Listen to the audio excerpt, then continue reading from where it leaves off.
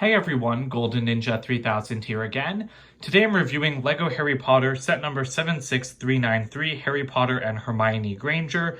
This set has 1,673 pieces, it's for ages 10 and up, and it retails for $120 in the US. I'm going to tell you right off the bat, this is my favorite Harry Potter set of 2021, which was a huge surprise to me. And it's so great because it's just giant buildable minifigures, like what's not to love? So we'll start with Harry himself, and like I said, this is just a buildable minifigure. There is nothing more to it, and it is absolutely perfect. I mean, it's not perfect, nothing's perfect, but I mean, this comes pretty close. So if anything, these are more similar in scale to the old alarm clock sets, rather than something like Giant Man, which is also a giant minifigure, but Giant Man isn't as proportionate as these guys are. You know, like they have the same kind of bent elbows. You can't move, like move the arms at the elbows, but I'll show you the full articulation on all of these very soon. What makes Harry really special is that he has this giant cloth piece that goes between his arms. Fans have been begging for something like this, like for trench coats and stuff, on regular minifigures for years. So it's very nice to see it here, even if we still don't have it on a regular sized minifigure. So let's start at his legs. As you can see, this is shaped pretty close to an actual minifigure. You've got like the rounded front and then the smooth bottom. The part that I hate about this set is that there's no tiles on these studs. These minifigures don't have like studs anywhere else except for a couple on their hair. So it's infuriating to me that there are studs on the feet when just two 1x6 tiles would have fixed that problem. Now, around the back, you don't have any like holes in the legs or anything, obviously, because that would be a little bit too hard to build. But these move just like regular minifigure legs, so you can just turn them down and Harry can sit on the ground. And you know what? We might as well go through the rest of the articulation before we get into other close-ups. So like I said, you can move the arms just like a normal minifigure. They are obviously like a little bit looser in the joints, but they move pretty well. And so it is stopped by his hair. Then you've got the hands. Now these are all like flesh colored bricks, which is super uncomfortable to build with just because like you never see this color used for anything other than minifigures. So it's kind of strange, but you've got like the clip arms and you know, they've tried to get the slight gradient of the hand in there. I think that this is the most awkward part of the set just because it's not perfect. It does look a little bit strange, but the designer did the best they could, and you can hold stuff with those four exposed studs right there, like a wand. So both of these come with buildable wands, and they're just attached using that piece that was introduced with Minecraft, I believe. Harry's got an unprinted BB9E body at the bottom of his. And something else that's really interesting is that you do have the cores of the wands when you're building them. So inside you can see the phoenix tail feather, and that's just a really great, like kind of hidden Easter egg in the build. Like I said, you can easily attach this to either hand because it just clips in very nicely. And I do like the shaping of it. They're simplistic, but it looks really good. For the head, the build was super interesting, and it does look, you know, like I said, it's very proportionate. I just don't love like using individual cheese slopes here instead of say a double cheese slope, because I feel like all of the seams around the face are what look the most awkward. Like you can see the gray peeking through, there's some dark tan, there's some more light gray. And so that's all kind of awkward. And I think that that could have been improved a little bit. Also, you know, like the shaping with these rounded pieces around the head, it's not as smooth as a real minifigure. But again, the shape has been approximated quite well. There is an exclusive new mold for the front of these minifigures' faces.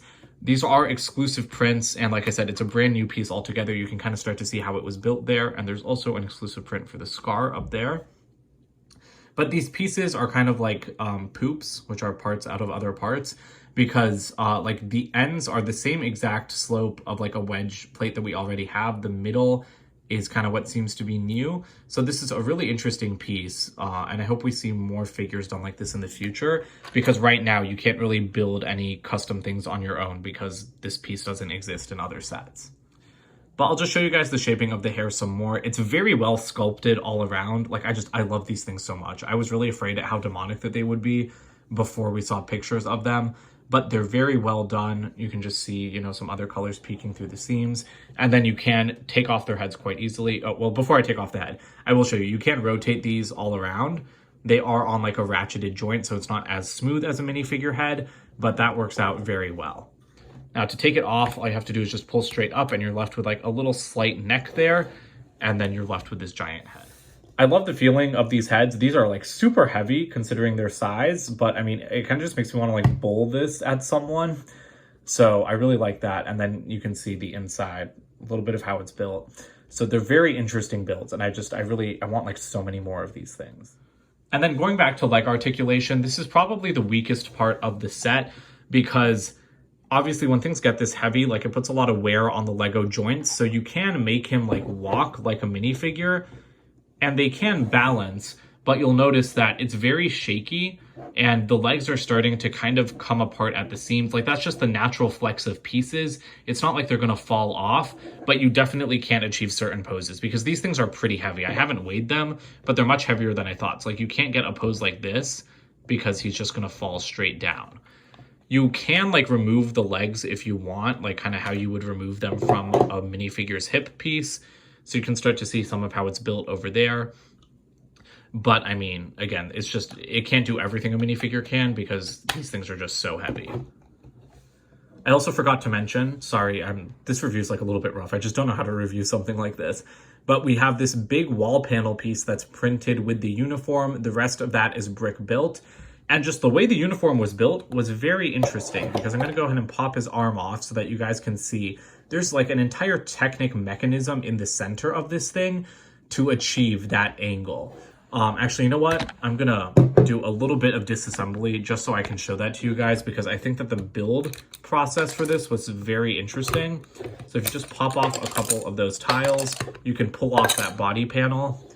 And that is how intricate the center of the torso is. All of that is locked in place. None of those gears, like, they allow the arms to move, but like there's no complicated function inside.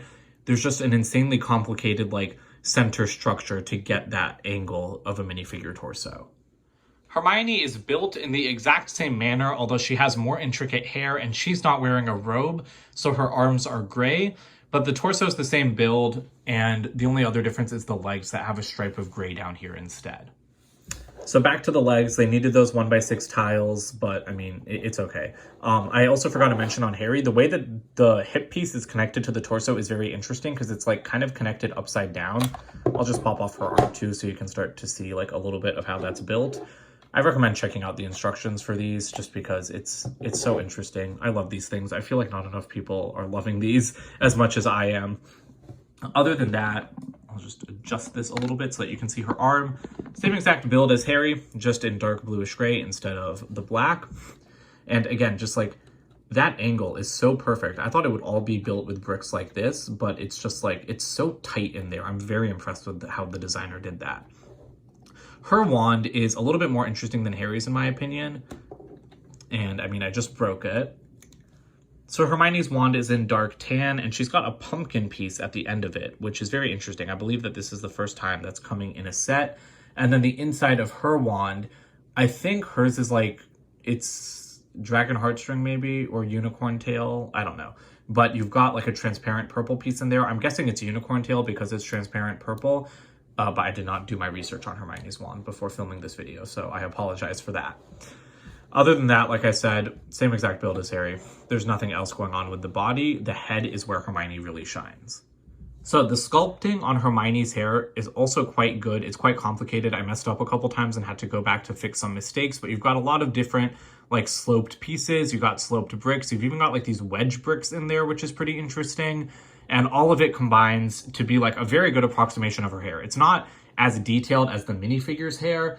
I don't have a minifigure on hand with me, but it's just, it's hard to get, you know, like that intricate detail. So I'm pretty impressed with how Lego did, even down to the details at the front with like these quarter circle tiles. And this does mean that she has less like actual flesh pieces go into her hair. So you don't see as many seams like around the side of her face as you do with Harry. She is using another exclusive print up there, but the torso print is the same as his. And let's go ahead and just decapitate Hermione too. Oh yeah, that's the other thing I forgot to mention. Her head cannot turn at all, which is to be expected because her minifigure can't either. But God, the clutch power on that's a little bit tight. But I mean, like, the hair is so heavy. You've got like arch bricks supporting it. You've got like, you have like a full neck back here, even though it's hidden by the hair. And her head is heavier than Harry's, I believe. Let me go ahead and grab his too, just so you can compare the two heads. But I mean, these are so fascinating to me. just the entire, like, this entire set in general, but then particularly the way that the heads are built. And just for fun, there's Hermione in a robe and Harry in a skirt. Hermione's hair does impact the cloth piece, which is part of the reason why I'm guessing that they wanted to just put her in the other uniform, but also that just provides some nice variation between the two. Here are the extra pieces for this set. I do have like a lot of golden studs and stuff. I thought like I wasn't doing like duplicate extras of the same part, but I mean, I went through the instructions and I don't think I made a building mistake. Here's the box. It's that large $100 box size. You can see that this is not officially part of the 20th anniversary wave, which I do think is kind of odd. I would have liked if this included like the chocolate frog cards and maybe not a golden minifigure, but that would have been cool. On top, we've got the buildable wands. And then around the back, we just have some more shots of the builds. You've got two separate instruction manuals in this set. They're actually pretty thick, one for Harry, and then we've got one for Hermione. And at the back, you do have an ad for all of the Hogwarts sets for this year. So I've pulled in the minifigures from the Fluffy set so you guys can see how they compare. Those aren't the correct outfits. They're based on the outfits from like previous years. And they do have tall legs here. You know, the figures in the actual sets have short legs, but I'm okay because short legs would have been really lame because you wouldn't be able to move them in a set like this. Overall, I love this set. You guys know I love this set. It has exceeded all of my expectations. I just think it's kind of odd to make Harry and Hermione. I don't understand why they wouldn't sell Harry separately and then like maybe Hermione in another set, because like where's Ron? I think it's really weird to single out Harry and Hermione like this and to not have Ron available at all.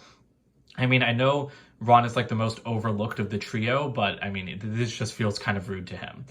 But I would buy like 80 million of these. I would buy these for every single Lego theme. I want every Marvel superhero done like this. I want every Harry Potter character done like this. I don't even like Star Wars that much, and I would buy every Star Wars character that Lego makes like this because I really love this style. These would be $60 sold individually because it's $120 for a 2-pack. And just compare that to a helmet set. So both of these are on like the same plane right now, like the base is lined up with the feet. I don't understand how these two things are worth like the same price.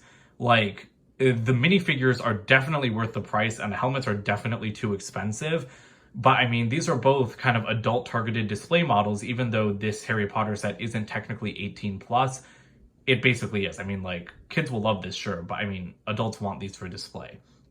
So I really hope that Lego continues with this line. I hope that they've already got more in the pipeline because, again, I really think we need Ron. I would love to see like McGonagall and Dumbledore done like this so we could see what like a dress piece looks like in this style. And I just cannot sing the praises of this set enough. Very good value for $120. I highly recommend buying it, even if you thought that like it's not for you. I think that these are incredible. And if you're a Harry Potter fan, you're going to want to have them. But that's it for today, so don't forget to comment, like, and subscribe, and check out my website, goldenninja3000.com. I'll see you guys with more videos soon. Bye for now.